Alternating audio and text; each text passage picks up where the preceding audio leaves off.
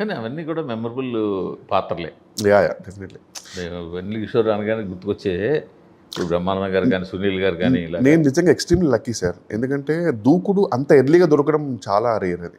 ఆ విషయంలో ఇప్పటికీ అందుకే అంటారు సార్, నాకు ఇప్పుడు సడన్గా పొద్దున మూవీస్ కొన్ని మనకు కామెడీ ఆడదు, లేకపోతే నేను కంప్లీట్లీ ఖాళీ అయిపోతున్నామో, కానీ ఎందుకో నాకు రిగ్రెట్ లేదంటే దూకుడికి నాది లైఫ్ గోల్ అయిపోయింది సార్.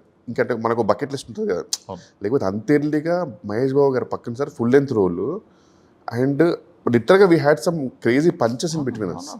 అది దాంతో చాలా ఇంకా ఇది ఇంతకంటే ఆశ ఉంటే కనుక అత్యాశ. దీనికి రియల్లీ చాలా అనుకుని చాలా హ్యాపీ సార్ నాకైతే దూకుడుతో. కానీ తర్వాత రైటర్కి ఇప్పుడు మరి మళ్ళీ ట్రై చేయలే?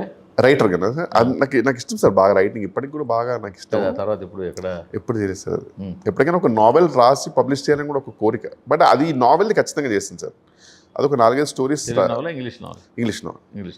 ఇంగ్లీష్ కానీ ఇండియన్ ఇంగ్లీష్ నావెల్ అనమాట. సో రైటింగ్ తెలుగులోనే కదా? రైటింగ్ తెలుగు బేసిక్ అంటే మన రైటింగ్ ఏంటి ఎంటర్టైన్మెంట్ రాయాలన్నా ఏంటి ఇష్టం? నాకు ఎంటర్టైన్మెంట్ అండ్ థ్రిల్లర్ సార్, రెండు బాగా పిచ్చి. థ్రిల్లర్ ఎంటర్టైన్మెంట్ అంటే బాగా పిచ్చి. థ్రిల్లర్ చేస్తే ఎలా ఉంటుందో చేద్దాం సార్, గాడ్ బ్లెస్ చేద్దాం. బట్ మీ ఫేస్ పర్లేదు.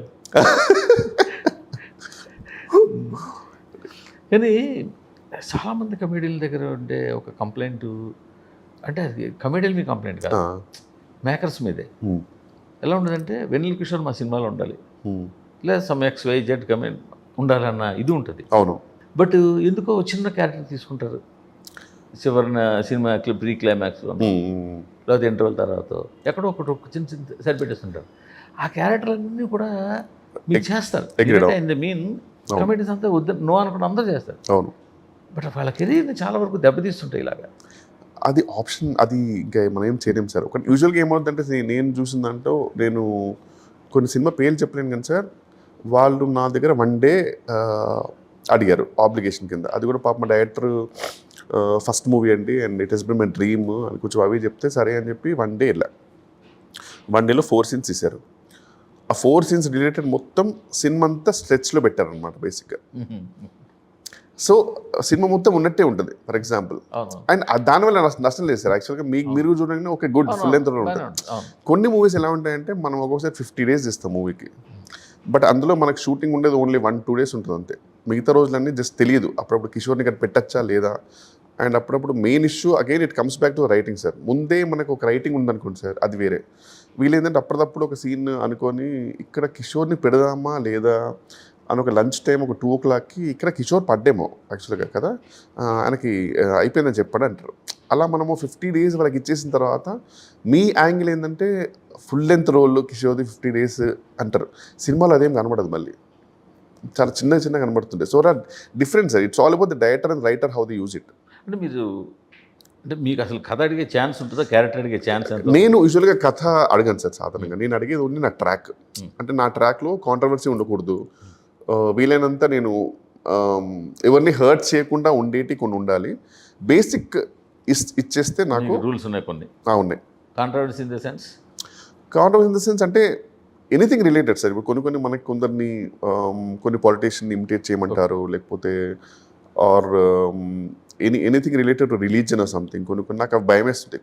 కొన్ని చోట్ల మనకి ఏంటంటే వాళ్ళు ట్రాక్ చెప్పరు. ఇది నాకు రీసెంట్గానే జరిగింది. ఒక దగ్గర నేను స్పెసిఫిక్గా అడిగా, నాకు ఒకసారి చెప్పండి సార్ నా ట్రాక్. మెయిన్ పాయింట్ చెప్పకుండా నా మొత్తం క్యారెక్టరేషన్ చెప్పారు. మెయిన్ పాయింట్ చెప్పాల. మెయిన్ పాయింటే కాంట్రవర్షియల్ పాయింట్. అది ఏది నేను యాక్ట్ చేసేది కాంట్రవర్షియల్ క్యారెక్టర్, అది నాకు చెప్పాల. నా మొత్తం డైలాగ్స్ చెప్పారు, అంత ఫన్నీగా ఉంది, ఎవ్రీథింగ్ ఫన్నీగా ఉంది, ఇంత ఫన్నీగా ఉంది. నేను షూట్కి వెళ్ళిన తర్వాత నా గెటప్ చూస్తుంటే కాంట్రవర్షియల్ గెటప్. నేను ఫస్ట్ టైం అనుకోండి సార్ నా లైఫ్లో, సార్ నేను చేయను సార్ ఇది రోల్, నాకు ఇది చెప్పలేదంటే అదేంటి మొత్తం మీకు ఇచ్చాము. లేదు సార్ ఎక్కడ చెప్పారు సార్, నాకు గెటప్ గురించి చెప్పలేదు మీరని చెప్తే వాళ్ళందరూ కూర్చొని మళ్ళీ మా మేనేజర్ గారు వచ్చి నేను అప్పటికి if you can go for an alternative అండి, ఎనీథింగ్ ఏమన్నా నా వల్ల నష్టమేంటి I can pay for it అని చెప్తే వాళ్ళు మళ్ళీ దాన్ని అప్పటికప్పుడు లక్కీగా వేరే గెటప్కి కింద మార్చేసి ఆ క్యారెక్టర్స్ని అలానే ఉంచారు. సో అదొకటి నేను ఐఎమ్ మేకింగ్ షూర్ అండి. ఒక్కోసారి కథ ఎందుకంటే అందరు కంఫర్టబుల్ ఉండరు సార్ కథ చెప్పడానికి. ఎందుకంటే నేను కథలో పార్ట్ అవడం ఎనీ కమెడియన్ ఇప్పుడు ఎనీ కమెడియన్ తీసుకోండి సార్, కథలో పార్ట్ అయితే పక్కా హిట్ సార్. ఆ కమెడియన్ కనుక కథలో పార్ట్ అయితే అతను సంబంధం లేకుండా ఉంటే కనుక అదే ప్రాబ్లం అవుతుంది. అండ్ మనకు వాళ్ళు ఒక్కొక్కసారి ఏదో జయమాలిని జ్యోతిలక్ష్మి ఐటమ్ సాంగ్ ఉండాలి అవును. అన్న పూర్వం లెక్కల్లో లాగా వెన్నెల కిషోర్ ఉండాలి అవును. అన్నట్టు పెడితే ఉండదు. బట్ ఒకసారి అదే సార్, ఇప్పుడు ఒకసారి ఏంటంటే ఇప్పుడు వెల్లకిషోరు, సత్య, గెటప్ సీను, హర్ష ఇలా అందరూ ఉంటే బాగుంటుంది అని పెట్టుకోవడం వేరే సార్. మళ్ళీ ఖచ్చితంగా ఈ క్యారెక్టర్కి అతను ఉంటే బాగుంటాడు అనేది మళ్ళీ వేరే. వీళ్ళు ఇక్కడ చిన్న కాంట్రాడిక్టరీ పాయింట్ కూడా ఉంది.